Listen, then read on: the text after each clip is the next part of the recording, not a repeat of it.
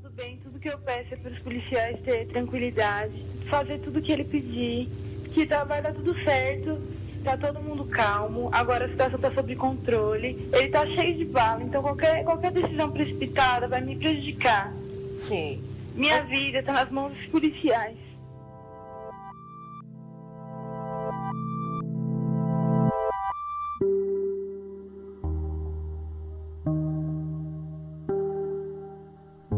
Memórias, uma série do podcast Vida de Jornalista. Aqui a gente volta ao passado para reviver coberturas históricas do jornalismo brasileiro, conversando com quem esteve lá ou, no caso específico desse episódio, conversando com quem se dedicou a estudar e a discutir a atuação da imprensa.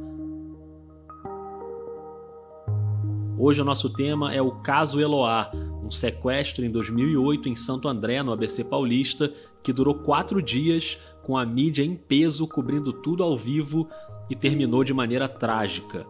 A nossa convidada é a cineasta Lívia Pérez, diretora do documentário Quem Matou Eloá. Todos os canais passando aquele crime, noticiando aquele crime. O próprio sequestrador assistia, nos autos do processo isso também consta, né? Que eles assistiam a cobertura do próprio evento que eles estavam protagonizando, né? Do próprio crime que estava acontecendo, eles assistiam isso, muitas vezes ao vivo, né? É um crime clássico de violência contra a mulher, cujo desfecho, muito provavelmente, seria a morte da Eloá. 18 horas? Já dura 55 horas. 4 dias de sequestro. Exclusivo. Nós estamos ao vivo. Botar em nome da sua família, porque sua mãe está desesperada, quer saber se está tudo bem, é só isso. Exclusivo. Não tem esse direito. O jovem tem 22 anos. É uma entrevista reveladora. Mas você vai descer e a gente vai deixar isso aqui claro para o Brasil inteiro. Doa quem doer. E a qualquer momento. Nos próximos minutos. A mãe está na expectativa de que ele saia. O Brasil inteiro está rezando por vocês dois. O brasileiro não tirou os olhos da televisão na expectativa para o desfecho do caso. Lindenberg, se você estiver assistindo a gente, por favor, faça esse gesto, faça a prova das meninas, simplesmente acenar qualquer sinal para mostrar que está tudo bem. São imagens exclusivas, ângulo que ninguém tem. Você não viu essas imagens em nenhum outro canal. Esses áudios que você está ouvindo, não fui eu que tive esse trabalho cuidadoso de garimpar, de editar as gravações. Essa é a abertura de um documentário em curta-metragem de 2015 chamado Quem Matou Eloá, um filme que se debruça sobre a atuação da imprensa durante um dos casos mais conhecidos de sequestro que o Brasil já viu. E viu em todos os detalhes, porque a mídia mostrou tudo ao vivo ao longo de 4 dias, quando 2 adolescentes de 15 anos, a Eloá Cristina Pimentel e a Nayara Rodrigues da Silva, foram mantidas sob cárcere privado dentro de um apartamento no bloco 24 de um conjunto habitacional na Rua dos Dominicanos, na periferia de Santo André, na região do Grande ABC. O sequestrador era o ex-namorado da Eloá, o Lindenberg Alves, que tinha 22 anos. Ele estava armado e invadiu o apartamento no dia 13 de outubro de 2008, uma segunda-feira, por volta de 1h30 da tarde.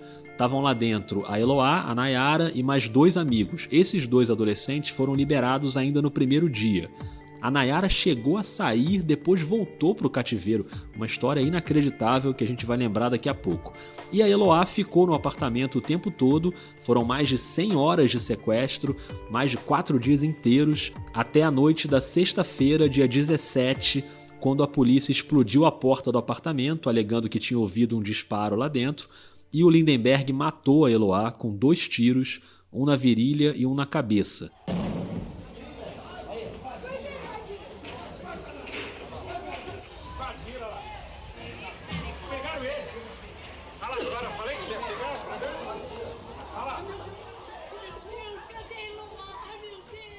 Esse caso teve muita repercussão na época e assim que eu anunciei que eu ia fazer a série Memórias, recordando as coberturas passadas, muita gente pediu o caso Eloá. É uma história muito marcante.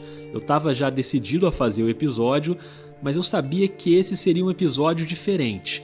No Césio 137, no Ônibus 174, na Copa de 70, os episódios que já estão no ar, a ideia ali é mostrar bastidores do jornalismo. No caso Eloá, eu achei que seria mais importante fazer uma reflexão sobre a cobertura. E eu queria trazer para conversar com a gente alguém que pudesse fazer uma análise sobre o comportamento da mídia naquele momento. Aí logo no começo da pesquisa eu encontrei esse documentário que eu citei, o Quem Matou Eloá, Eu recomendo muito o documentário, que foi premiado no Brasil e no exterior, está disponível no YouTube para quem quiser ver, e ao longo do episódio a gente vai ouvir aqui alguns trechinhos. Mas lá na pesquisa, quando eu terminei de ver, eu já não tinha dúvida. A melhor pessoa para conversar com a gente sobre esse caso era a diretora do documentário, a Lívia Pérez. Ela é formada em comunicação social, com habilitação em mediologia, que é justamente o estudo da mídia e os reflexos dela na sociedade, então tem tudo a ver com o nosso tema de hoje. E ela atua como cineasta e pesquisadora. Então não é, por exemplo, uma visão de quem estava lá cobrindo e poderia ficar tentando se justificar ou numa situação delicada de vínculo com a empresa A ou B. Nada disso, é uma visão, acima de tudo, humanista, uma visão cuidadosa com a vítima e, claro, uma visão crítica. Eu entrei em contato com a Lívia, nós trocamos alguns e-mails, combinamos a nossa conversa em São Paulo e eu fui para lá.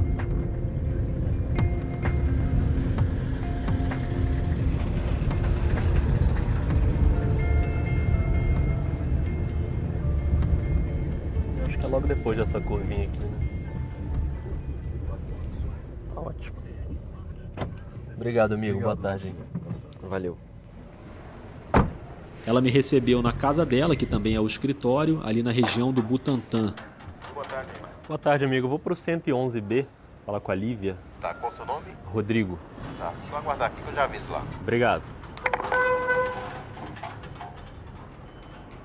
Aliás, essa era a primeira de 2 gravações do Vida nesse dia. Se você ouviu o episódio anterior, sobre a Copa de 70, você lembra que no meio da gravação com o Silvio Lancelotti, eu tive uma reação alérgica, porque eu fui fazer carinho no gato, depois mexi no olho, aí deu problema, né? E eu tive que adiar a entrevista que eu faria na sequência com a Patrícia Campos Melo. Pois é, o papo com a Patrícia passou para essa sexta-feira, depois da Lívia. Pode ir lá? Por onde é?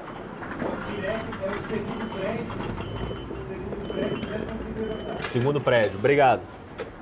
Então vamos lá, e você que está ouvindo, vem comigo para essa conversa. A casa não é minha não, mas eu estou te convidando. A gente ficou ali na sala, a Lívia estava no sofá com uma parede azul bem bonita atrás dela e, claro, o gato circulando ali com a gente. Eu juro que eu adoro gato, mas dessa vez eu achei melhor não fazer carinho no gato, que eu estava meio traumatizado. Assim como foi uma sensação curiosa, eu pedi para uma cineasta usar o meu modesto microfoninho de lapela plugado no meu celular de forma quase artesanal, mas claro que foi super de boa. Mas isso é muito legal, cara, de plugar. Então, isso é um microfoninho de lapela. Nossa, é muito legal. Nossa, mas é muito bom, né, para fazer entrevista assim com fonte. A gente que faz podcast fica meio neurótico com áudio, né? Mas o cinema também tem essa preocupação, claro. Então, antes da primeira pergunta, a Lívia já sacou que tinha um barulhinho do lado de fora. Tá. Você quer que feche? Porque tem uns cachorros latindo, não sei se pega. Porque não tá calor exatamente, né? Então... E a minha primeira curiosidade era saber qual tinha sido a percepção da Lívia na época do sequestro, porque no meu caso é estranho porque eu não tenho muita lembrança de ter acompanhado aquela cobertura. Eu fiquei tentando puxar pela memória se eu estava em alguma viagem ou envolvido em algum trabalho naquela semana especificamente, mas sinceramente eu não me lembro. Só depois eu lembro, claro, de ter me informado melhor sobre o que aconteceu, a repercussão foi muito grande, mas eu não tenho a lembrança de ter ficado em frente à TV ali grudado acompanhando tudo ao vivo. Não sei como é que foi para você que está aí ouvindo, se você lembra bem. E a Lívia naquele momento estava fora do Brasil, ela estava num ano de intercâmbio acadêmico para estudar cinema e audiovisual em Paris. E o caso foi tão grande que repercutiu por lá também. Na época do crime, eu estava fazendo um intercâmbio em Paris, na França, e acompanhei o caso pelos jornais franceses, né? Alguma outra coisa saiu por conta da duração do caso. E eu acompanhava também pelos portais de internet, portais brasileiros, mas a gente não tinha ainda o vídeo de internet tão desenvolvido. Então, assim, não dava para eu acompanhar nem TV, nem transmissão, nada. Então, eu praticamente não acompanhei, né? O que eu vi foi depois, quase um ano depois, quando eu voltei para o Brasil, e eu comecei a ver, e cada vez mais o vídeo foi ficando popular na internet, no YouTube, e eu vi que as pessoas, de alguma forma, se relacionavam afetivamente com o caso. Muitas pessoas, assim, que nem eram da área de mídia, nem jornalistas, acabavam colocando material no YouTube que tinham gravado, né, que tinham captado e que estavam ali mantendo sobre o caso, né. Então tinha essa memória assim na internet também. E aí, quando que você decidiu abordar o tema de uma maneira mais profunda com a decisão de fazer o documentário? Na época do crime, né, eu já sabia que aquilo era um crime de machismo, mas a cobertura em nenhum momento cita isso, né. Então, em todas as várias horas de material de cobertura jornalística, a gente não tem a simples expressão violência contra a mulher, que hoje é tão falada, mas naquela época isso não foi sequer cogitado, assim, de ser explicitado. Em 2008 eu já tinha essa ideia de trabalhar com esse tema, com o tema dessa cobertura, num documentário, pensando em fazer uma reflexão mesmo. Por que é que naquele momento não se identificou a violência que a Eloá sofria como uma violência contra a mulher, né? E nesse mesmo momento eu tive contato com um texto de uma militante feminista chamada Analba Teixeira, que é uma das entrevistadas do filme. Eloá tinha 15 anos, né? Ela que estava sendo violentada, ela que estava em cárcere privado, mas isso não foi levado em conta. A proteção foi dada para ele e não para ela. E a Analba, militante da Articulação de Mulheres Brasileiras, ela fazia uma reflexão no texto que chama Eloá, a morte anunciada, porque ela e outras feministas já identificavam aquilo que estava acontecendo como um crime clássico de violência contra a mulher, cujo desfecho muito provavelmente seria a morte da Eloá, né? Então ela se questionava por que a sociedade, por que a mídia, por que os jornalistas e por que a polícia não entendia esse crime como um crime de violência contra a mulher, né? Tratava como um crime de amor, um crime passional. Pois é, todas essas expressões que em 2008 já estavam muito fora de moda, que já estavam ultrapassadas, voltaram e as pessoas, a mídia começou a usá-las, inclusive, né? E aí, como é que você decidiu pelo formato de colocar imagens para as pessoas reverem e comentarem ali em cima? Por que você escolheu esse formato? Eu já sabia que seria um filme muito utilizando o material de arquivo, né, por conta do caso, mas tem um cineasta que eu gosto muito que se chama Harun Farok, ele era alemão e documentarista. Eine Aussage vor dem Vietnam-Tribunal in Stockholm. Esse é o Harun Farok no filme Fogo Inextinguível, de 1969, sobre a Guerra do Vietnã. E ele usa uma imagem bem forte nesse filme para ilustrar o efeito do napalm que os americanos usavam nos bombardeios. E tem uma hora que ele pega um cigarro aceso e queima o próprio braço. Para quem quiser saber mais sobre ele, rolou esse ano uma exposição no Instituto Moreira Salles. A exposição já terminou, mas no site do IMS ainda está no ar um material bem interessante. Dá para encontrar pesquisando por IMS Harun Farok. O nome dele se escreve Harun Farokki. Das Napalm hat mich am Gesicht verbrannt. E ele usa muito esse método de revisitar as imagens, né? E de colocar em questão também a força do nosso olhar. Então, de pensar o que nós estamos olhando e com qual tipo de mídia nós estamos relacionando. Então, a minha ideia era que pessoas, mulheres principalmente, pudessem se relacionar com aquele material de novo e fazer uma reflexão sobre o que foi a feitura daquele material, né? Por que se cobriu desse jeito? Por que se enalteceu o sequestrador? Por que não se identificou que era violência contra a mulher? E o documentário reúne 4 mulheres e um homem revendo as imagens da cobertura e passando as suas impressões sobre o caso. Eu queria que as entrevistadas fossem pessoas que conseguissem dar conta de várias vertentes, né, que eu achava que tinham sido problemáticas no caso.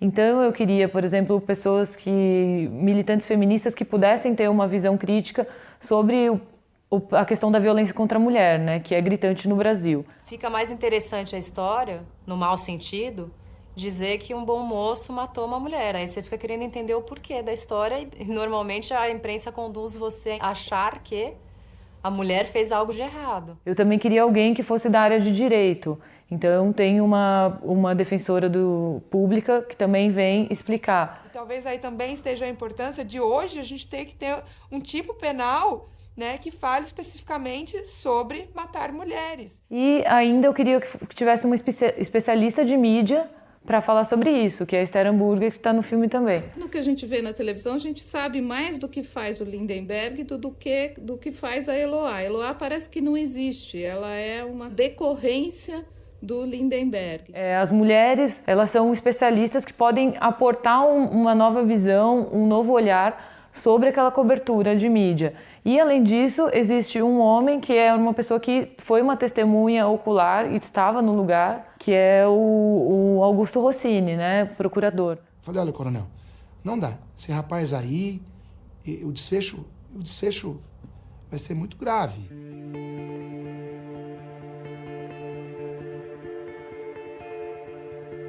O desfecho realmente foi grave, com a morte da Eloá e a Nayara ferida com um tiro de raspão na boca. E até chegar nesse desfecho, dá pra gente discutir vários aspectos daquele episódio. Um deles, claro, é a atuação da polícia, que deixou o sequestro se arrastar por quase 5 dias, permitiu que uma refém voltasse pro cativeiro depois de ter sido libertada. E ainda houve muita crítica na época ao modo como a polícia agiu na hora de invadir o apartamento. Mas o que interessa mais pra gente aqui, claro, é como o jornalismo se comportou durante aqueles dias. E aí eu acho que são 2 pontos principais. O tipo de abordagem, como a Lívia já ressaltou, sem nenhuma referência a termos como violência contra a mulher, e o sequestrador visto o tempo todo como um jovem do bem, que estava só passando ali por um momento difícil. A gente já vai falar mais sobre isso, mas eu queria abrir esse bloco de discussão falando de um outro ponto importante, que é a espetacularização. E aqui eu não estou falando especificamente de uma ou outra emissora, porque todo mundo embarcou naquela espécie de reality show. Uns com mais exagero, outros com menos, mas tudo foi mostrado de maneira muito ostensiva, ao vivo, e lá dentro do apartamento tinha um aparelho de TV, então eles estavam vendo tudo aquilo. Esse assunto voltou à tona agora, recentemente, com o sequestro do ônibus na Ponte Rio-Niterói, né? Porque as pessoas dentro do ônibus também conseguiam ver a cobertura pela TV no celular. E os jornalistas dando todas as informações sobre a operação policial, os atiradores de elite, tudo ao vivo também. O coronel Mauro Frias, Relações Públicas da Polícia Militar, já na linha conosco para falar sobre as atualizações dessa ocorrência em andamento desde as 5h30 da manhã, os agentes do BOP ainda negociando para a retirada. Então muita gente vendo aquela ação na ponte levantou esse debate do quanto o jornalismo poderia ter pisado um pouquinho no freio com as informações enquanto o sequestro estava em andamento. E ao mesmo tempo aquele dilema de você ter a informação na mão e não poder publicar, qual protocolo de ação jornalística você tem que seguir num momento como esse. Só que o caso Eloá teve essa questão elevada a um outro nível. Ali a gente tinha, por exemplo, várias emissoras de TV entrevistando o sequestrador ao vivo, em rede nacional, apresentadores tentando mediar o caso, num papel que claramente não era o papel do jornalismo, e tudo com a permissão da polícia. Nossa produção já teve um contato com o Lindenberg, também com a Nayara e com a Eloá, ok? E nesse contato, o Lindenberg declarou que vai se entregar a qualquer momento. Isso está para acontecer. Você disse que não quer mais saber dela, então vamos botar um ponto final direito nisso. Todo mundo sai são e salva dessa história. Tudo dá certo. Ninguém quer te fazer mal nenhum aqui fora. Tá todo mundo entendendo que você não é um marginal, que você não é um bandido, que você não é um assassino, que você sempre foi um cara bom. É o que a sua irmã está dizendo. Todos os amigos estão dizendo. O pessoal que te conhece também está falando que você sempre foi calmo, sempre foi trabalhador, sempre foi um cara legal, que o que você está fazendo hoje deve ser um surto que você está passando, uma crise emocional muito séria. Mas você, de qualquer maneira, mesmo em crise, você está se segurando, você está fazendo as coisas com um certo critério, você está liberando as pessoas, você não está fazendo mal para ninguém. Então, já dá um final para essa história que seja todo mundo são e salvo, inclusive você, inclusive você. Agora, querido, por que você tomou essa atitude? Foi desespero, ciúmes, o que foi? Desespero, desespero. Se tiver desesperado, eu dar um tiro na minha cara e já é. Tô sem sentimento nenhum, tô frio pra cá. Não, mas fica tranquilo. Procura, eu sei que é difícil, mas procura se acalmar.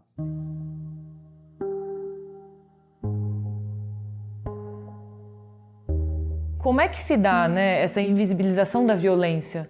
Como ela acontece? Bom, ela acontece de várias maneiras. Primeiro é o ocultamento das vítimas, o não reconhecimento das vítimas, enaltecer o criminoso, romantizar a narrativa, né, como se aquilo fosse uma novela.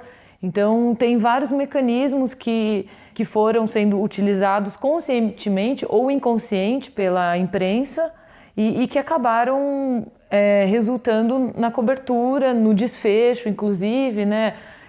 Ao mesmo tempo que o crime acontecia, a gente tinha essa cobertura e pelo crime ter sido tão longo, você também tinha as próprias pessoas que estavam atuando no crime se relacionando com a mídia, né? Um pouco parecido com o ônibus 174, quer dizer, você saber que aquilo está sendo transmitido, você também tem um outro comportamento enquanto sociedade, enquanto polícia, enquanto políticos, né, que vão tomar decisões em relação àquele caso. Então, acaba acontecendo tudo isso. Você acha que o Lindenberg se fortaleceu durante aqueles dias ali, sabendo que estava o país inteiro acompanhando, todo mundo vendo? A impressão que tem é que ele parece ter um controle maior da situação, né? Ele começa a pedir coisas e sabendo jogar com aquilo, né? Sim, com certeza. Nos autos do processo, que eu também pesquisei, né, são 18 pastas que estão no Fórum de Santo André. Nos autos do processo, ele se denomina príncipe do gueto, quando ele fala dele mesmo para as vítimas. Lá na janela, na porta, fazer qualquer barulho, eu vou matar as meninas e depois vou me matar. Eu vou atirar, eu tenho um saco de bala aqui. Já fez contato novamente, disse que vai se entregar, vai libertar as meninas, mas ele quer as câmeras de televisão, né, de todas as emissoras para registrarem esse momento e para ele se sentir seguro de que nada de mal vai acontecer para ele. Fica uma situação muito complexa, porque, bom, a polícia deveria isolar a área, mas acho que também os jornalistas também não deveriam se aproximar daquele lugar. Existia uma TV dentro do cativeiro, quer dizer, então, todos os canais passando aquele crime, noticiando aquele crime, o próprio sequestrador assistia. Nos autos do processo isso também consta, né? Que eles assistiam a cobertura do próprio evento que eles estavam protagonizando, né, do próprio crime que estava acontecendo, eles assistiam isso.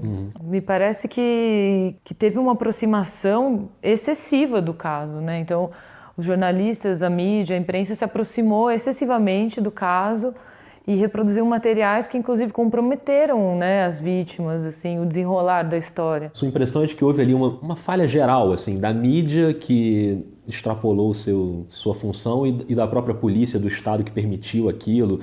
Eu, na verdade, não falaria de falha. Eu acho que, na verdade, é o modo que opera. Não foi um erro, né? Não foi um erro, mas foi justamente, assim, vamos continuar operando da forma que fazemos. Só que ali naquele caso, foi um caso que reuniu condições tão específicas que isso ficou muito saliente, né?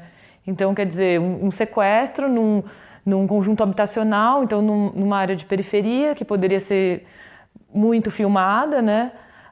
Montou-se um esquema de alimentação e uma base para jornalistas e polícia numa escola que tinha lá perto. E aí aquele ambiente ficou totalmente isolado, mas muito vigiado, né? Então essas coisas acabaram ficando muito evidentes, né? A forma que a mídia operava, a forma que a polícia operava também, por conta também da cobertura. O que você quer? Fala pra mim pra eu poder te ajudar, cara. Eu quero matar a Eloá e matar a Iberabá. Então a gente vê que essas 3 extensões que eu tentei colocar no filme, né, a mídia, a polícia e a sociedade, são 3 extensões que entendem que aquele caso não era um caso de violência contra a mulher. E mais, que na verdade a vítima ali era o jovem apaixonado, que tinha sido rejeitado, quando na verdade era uma relação que ele mesmo tinha terminado. E falando da vítima real, como você acha que a Eloá foi tratada ali? Então, a primeira pergunta que eu me faço é como é que a gente vai reportar um sequestro? Porque muitos casos de sequestro de pessoas ricas e famosas não são nem reportados, né? Eles são reportados depois, né? Depois que o crime acontece, por uma questão de segurança da vítima, de exposição do caso, né? Porque isso interfere diretamente. No caso Eloá, isso não ocorreu, né? O caso já foi amplamente registrado desde o início. Em segundo lugar, a Eloá e a Nayara eram menores de idade, né? A Rede TV até respondeu num processo, numa ação civil no Ministério Público, por ter exposto a imagem das meninas que tinham 15 anos. Então, quer dizer, essa imagem teria que ser preservada também. E a imagem do sequestrador não deveria ter sido enaltecida. Você cria uma corrida pelo furo de reportagem. buscando a entrevista ao vivo com o sequestrador dentro do cativeiro, né, você dá um poder para o sequestrador, né? Eu acho que é um pouco o que o filme fala também, né, sobre como você empodera essa pessoa que é o algoz daquela situação.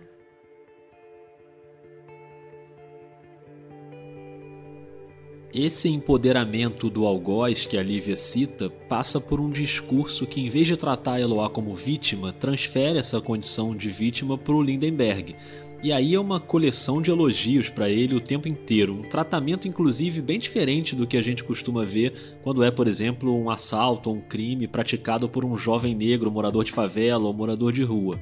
O Lindenberg era tratado por muita gente como um rapaz que estava sofrendo por amor, basicamente isso. Considerado pelos amigos e pela família um rapaz tranquilo, calmo, trabalhador. Menino trabalhador, acabou se desesperando, problema de relacionamento, já conversou com a menina, já passou 100 horas com ela, agora pode se entregar e vai ter todas as garantias de segurança. E no meio de tudo isso, os programas da tarde, querendo preencher todo o seu tempo ali com aquele assunto, isso acabou criando declarações como a de um advogado que era comentarista no programa da Sônia Abrão. Ele tem uma fala que está no documentário da Lívia e é uma das falas que mais chamam a atenção de quem está analisando o caso. Vamos falar do que espera o Lindenberg aqui fora. Boa tarde, viu, doutora Ademar? Prazer tê-la aqui novamente. E com a sua experiência nos orientar aí sobre o que vai acontecer daqui para frente, para que a gente possa ter uma ideia. Bom, claro. Eu sou muito otimista, né? Eu espero que isso termine assim em pizza, né?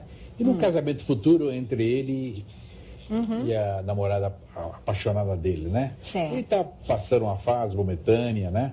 Ele também tem perdido a motivação de viver, porque um rapaz jovem, quando se apaixona, muitas vezes se desequilibra, que é o caso do... Radicaliza mesmo, né? Então, mas isso vai terminar realmente em um final feliz, graças a Deus, eu tenho plena certeza e convicção.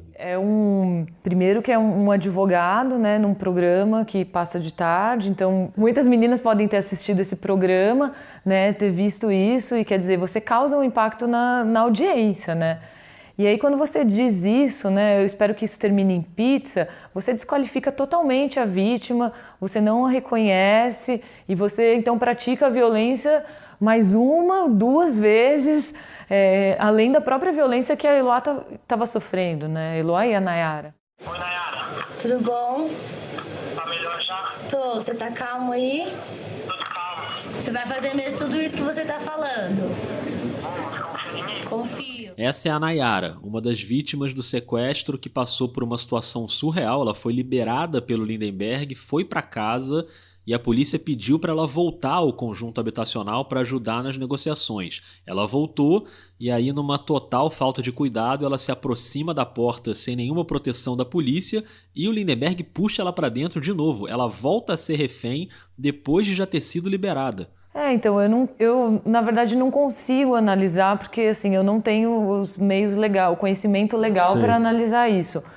Mas eu acho bastante estranho, né, que uma menor de idade, uma menina de 15 anos, tenha sido permitido que ela fizesse isso, né, que ela negociasse de forma tão próxima. E sem nenhum aparato de proteção, né? Tanto que o caso dela também poderia ter terminado de forma trágica, né? Enfim. Isso que os especialistas em segurança ou em conflito ou mediação, né, falam, né? Que realmente teria que ter essa figura do escudo, né? Ela não poderia se aproximar, mas o fato é que a Nayara ela foi trazida da casa dela, né? Ela estava dormindo na casa da avó dela e aí a polícia foi até lá, trouxe ela para a cena do crime para que ela auxiliasse na negociação. Até aí eu acho que existe esse procedimento mesmo. Mas aí os especialistas de segurança falam, e aí eu não consigo afirmar, mas eles dizem que realmente teria que ter alguns outros cuidados que ali, no caso, não foram seguidos. Por sorte, a Nayara sobreviveu ao sequestro, e eu digo sorte porque ela levou um tiro quando a polícia invadiu o apartamento. Esse desfecho desastroso aconteceu depois de mais de 100 horas de cárcere, pouco depois das 6 da noite da sexta-feira, dia 17 de outubro de 2008. A polícia alega que ouviu um disparo dentro do apartamento, e aí os homens da Tropa de Choque e do GAT, que é o Grupo de Ações Táticas Especiais, eles explodiram a porta. Alguns entraram pela janela, escalando por fora do prédio, mas com algum atraso também. E o fato é que a Nayara leva um tiro na boca de raspão e a Eloá é baleada na cabeça e na virilha. Ela teria a morte cerebral anunciada na noite seguinte, no sábado. O Lindenberg foi imobilizado por vários policiais já do lado de fora do apartamento, no corredor, numa área aberta, onde as câmeras também conseguiam mostrar tudo. Esse é o momento em que a polícia explode a porta e invade o apartamento da Eloá. É o áudio de uma reportagem do Fantástico. Eu queria pedir para você escutar essa cena com atenção e tentar imaginar o clima tenso que se instalou nesse desfecho. Depois de explodir a porta, os policiais ainda levam 15 segundos para conseguir, de fato, entrar no apartamento. 40 segundos depois da explosão, ferida com um tiro no rosto, sai a primeira refém. Nayara e um policial caminham agachados, temendo uma troca de tiros.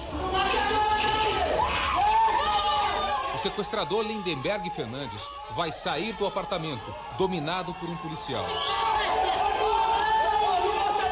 Ele parece resistir. São necessários mais 2 homens para imobilizá-lo. Há um homem com uma câmera na mão, provavelmente um policial disfarçado. Ele filma o momento em que Lindenberg é dominado no chão. Os vizinhos gritam. Por enquanto, nenhuma imagem de Eloá. Um médico tenta chegar ao apartamento. Naquele exato momento, um policial aparece com Eloá nos braços. Ela está ferida com um tiro na virilha e outro na cabeça. Mais gritaria. O sequestrador continua no chão e é pisado. Um policial se desespera. Pouco depois, os agentes levam Lindenberg para fora do prédio. A nossa opção era realmente esgotar todos os meios na negociação, tentar cansá-lo. Por se tratar de um jovem, uma decepção amorosa. Esse é o comandante Eduardo Félix, do Batalhão de Choque da Polícia Militar. Tecnicamente, a ação policial foi muito criticada por especialistas na época. Também no Fantástico, o Marcos Duval, um instrutor brasileiro da SWAT de Dallas, nos Estados Unidos, analisou as imagens e criticou o quanto o sequestro se arrastou ao longo dos dias, no meio daquele espetáculo midiático, sem que a polícia aproveitasse uma brecha para executar uma ação no apartamento. Quanto mais tempo leva, mais inconstante a pessoa fica. Marcos explica que a SWAT estabelece o prazo máximo de 24 horas para libertar o refém, mas nunca foi preciso esperar tanto. O máximo que a SWAT de Dallas negociou até hoje na história foi 9 horas só de negociação. A partir daí é invasão. E se a polícia demorou e falhou naquela operação, a mídia teve mais de 4 dias para refletir ao longo daquela cobertura e mesmo assim, quando tudo acabou num desfecho trágico, com a morte de uma menina de 15 anos, nem assim entrou na pauta o assunto da violência contra a mulher e o feminicídio. Esse tema não entrou e ainda as manchetes, cabeça de matéria, todos esses elementos, eles ainda reiteram a violência que ela tinha sofrido, mas sem criticá-la, Eles cometem a violência uma nova vez, assim. Primeiro apagando a imagem delas, ou então transformando a Eloá em santa, Agora é a doação é surreal, a doação de órgãos que vai ser acompanhada. Através de exames clínicos, através de exames laboratoriais e de exames gráficos, às 23 horas e 30 minutos, foi confirmado a morte cerebral da paciente Eloá. Ela é menor, precisa da autorização do pai e da mãe. Então, nós vamos aguardar com tranquilidade a decisão da família. Numa eventual decisão favorável à doação dos órgãos, será feito todo o processo, o protocolo com a central de captação de órgãos, que inclusive já se encontra presente aqui no hospital. E a imprensa começa a seguir, assim, como se aquilo fosse a carniça que restou mesmo para a mídia, assim. Inclusive você abre o seu documentário com a imagem dos urubus, com som de helicóptero e tal.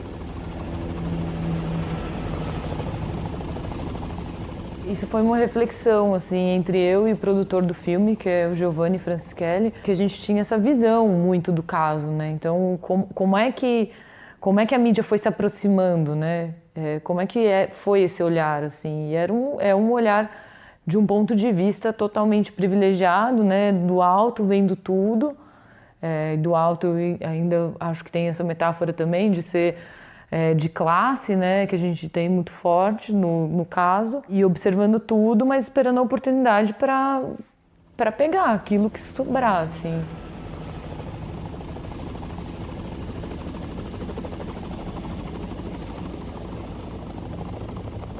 Depois de imobilizado pelos policiais, o Lindenberg foi levado para uma delegacia em Santo André, depois para a cadeia pública e durante a madrugada foi transferido para São Paulo. Mais de 3 anos depois, em fevereiro de 2012, ele foi a júri popular num julgamento que durou 4 dias e a sentença, que foi lida pela juíza Milena Dias, foi transmitida ao vivo por várias emissoras de TV. Submetido a julgamento nessa data, o Colégio do Conselho de Sentença reconheceu que o réu Lindenberg Alves Fernandes praticou o crime de homicídio qualificado pelo motivo torpe e recurso que dificultou a defesa da vítima Eloá Cristina Pimentel da Silva. O crime de homicídio tentado qualificado pelo motivo torpe e recurso que dificultou a defesa da vítima Nayara Rodrigues da Silva. O crime de homicídio qualificado tentado, vítima Atos Antônio Valeriano. 5 crimes de cárcere privado e 4 crimes de disparo de arma de fogo. O Lindenberg foi condenado a 98 anos e 10 meses de prisão, mas em 2013 essa pena foi reduzida para 39 anos e 3 meses em regime fechado e hoje ele cumpre a pena na penitenciária de Tremembé, no Vale do Paraíba, em São Paulo. Lindenberg Alves, que matou a ex-namorada Eloá Pimentel em 2008, trabalha nesta outra fábrica. Outros criminosos conhecidos já passaram por esta cadeia. O médico Roger Abdelmaci, condenado a 181 anos por dezenas de estupros de pacientes, e o jornalista Pimenta Neves, que matou a ex-namorada Sandra Gomide. E hoje, mais de uma década depois, o que a gente aprendeu? E mais uma vez eu convido você que está ouvindo para fazer um exercício. Se acontecesse um caso como esse hoje, um ato de violência contra a mulher se estendendo ao longo de vários dias, como a mídia se comportaria? Eu fiquei curioso para saber o que a Lívia acha. Eu acho que, no caso Eloá, a gente tem uma coisa que são os próprios jornalistas também fazendo uma reflexão, né? Alguns deles fazem isso, né? Fizeram isso. Então a gente tem uma rede de TV pela primeira vez também responsabilizada, não por ter tentado fazer a mediação, né? Não porque sua apresentadora tentou mediar, se comportar como uma negociadora do crime, mas porque expôs os menores de idade. Teve uma discussão assim até na Câmara sobre essa cobertura né, midiática que extrapolou qualquer limite ético. A gente acho que teve essa reflexão de alguma forma, né? Eu acho que não da forma como a gente deveria ter feito, né? Eu penso em regulação dos meios, né? Sim, que muito diferente de censura. Sim. E eu acho que então se acontecesse hoje, ele só não aconteceria da forma como foi se já tivesse tido outro caso com a mesma repercussão. Quer dizer, é um aprendizado que tem que ir sendo feito, né? Se fosse uma coisa inédita, talvez a gente tivesse agido da mesma forma, assim. E é um aprendizado que eu acho que é tão profundo que ele vai até o léxico, sabe? Assim, de como é que a gente vai escrever a manchete. Então a gente vai escrever: adolescente é estuprada por 30 homens, a adolescente ainda está no ativo, né? Ainda sujeito ela é o sujeito. Ou a gente vai finalmente colocar a responsabilidade nos 33 homens que estupraram a adolescente, né? Então, assim, pensar em tudo isso. E aí tem manuais agora de jornalismo, né? De como que se reportam crimes de violência contra a mulher, de feminicídio, de crimes LGBT-fóbicos. Então, acho que a gente tem esse caminho, tem essa discussão, né? Ciúmes dela acessar as redes sociais. Foi assassinada pelo marido que estava inconformado com a separação. Um marido inconformado com o fim do casamento persegue e agride a ex-mulher durante 1 ano. Foi preso o homem que matou a ex-mulher com 9 tiros a queima-roupa. Foi encontrada caída na sala de casa com o computador ligado. O rapaz confessou ter matado e decapitado a namorada grávida na zona sul de São Paulo. Tocar fogo, atear fogo no corpo da vítima, ele já tinha prometido a ela fazê-lo caso ela o deixasse. Ela já havia feito 8 boletins de ocorrência. Ao mesmo tempo, a gente vê, por exemplo, a mesma jornalista que entrevista a Nayara no Fantástico, ela também entrevista a adolescente que foi vítima do estupro coletivo no Rio. E assim, com perguntas também descabidas, do tipo, você fazia isso? Você costumava fazer isso? Quer dizer, é o tipo de pergunta que, em hipótese alguma, a vítima deve ser questionada, né? Você acha que hoje, por exemplo, a sociedade cobraria mais da imprensa com os movimentos feministas mais fortalecidos e um retorno e uma atuação mais firme, assim? Você acha que a sociedade deixaria passar, por exemplo, o fato de não se falar em violência contra a mulher, né? Ou você acha que haveria uma cobrança maior? Eu acho que a gente sempre tem que estar muito vigilante, né? No caso, por exemplo, um caso que foi muito emblemático, que foi o da Ângela Diniz, né? Que foi quando as mulheres foram para a rua mesmo para dizer que não existia crime passional, né? Que existia uma outra coisa, que era um crime de machismo, um crime de violência contra a mulher. Sobre o assassinato da Ângela Diniz, vale um aviso. Tá no forno um podcast da Rádio Novelo a respeito desse caso, uma série de episódios. A Branca Viana, do ótimo Maria Vai com as Outras, está envolvida diretamente na produção, então vem coisa boa por aí, mas ainda não tem data de lançamento. Para quem não lembra ou não sabe, esse caso ficou conhecido como o caso Doca Street, que foi o assassino. Ele matou a Ângela com 3 tiros no rosto e um na nuca, na casa que eles tinham em Búzios, no estado do Rio. E no primeiro julgamento ele pegou uma pena ridícula de 2 anos, ainda com direito à suspensão condicional. O assassinato acabou tendo um efeito inesperado, despertou a consciência da população para a impunidade de homens que matam ou cometem violência contra mulheres. A tese alegada pelos advogados de legítima defesa da honra foi questionada. Entre 1979 e 81, Doca foi julgado 2 vezes pelo crime que nunca negou. No segundo julgamento, ele recebeu uma pena maior, 15 anos.